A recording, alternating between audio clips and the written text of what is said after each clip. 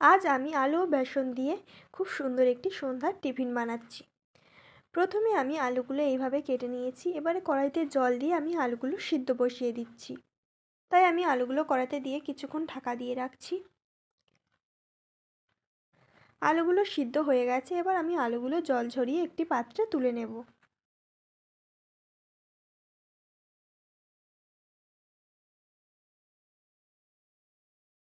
এবারে অন্য একটি পাত্রে আমি ব্যাটারটা তৈরি করে নেব।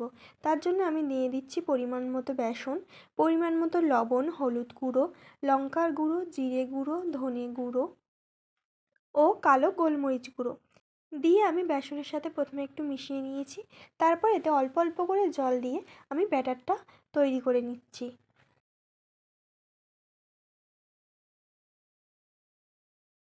আমার ব্যাটারটা তৈরি হয়ে গেছে। এবার আমি কড়াইতে দিয়ে দিচ্ছি তেল। তেলটা বসিয়ে দিয়ে আমি এপারে সিদ্ধ করা আলুগুলো এই ব্যাটারে চুবিয়ে এইভাবে চারিদিকটা লাগিয়ে নিচ্ছি। এবারে আমি ব্যাটারে চোবানো আলুটা নিয়ে আবারও ময়দাতে আমি একবার ব্লেন্ড করে নেব। নিয়ে এইভাবে আমি তেলের উপরে দিয়ে দিচ্ছি। এইভাবেই সমস্ত আলুগুলো আমি ভেজে নেব।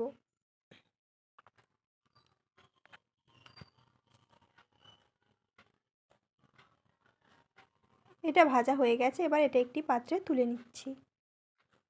এইভাবেই আমি সমস্ত আলুগুলো করে নিচ্ছি। তাহলে আপনাদের এই টিফিনটা কেমন লাগলো অবশ্যই কমেন্টে জানাবেন।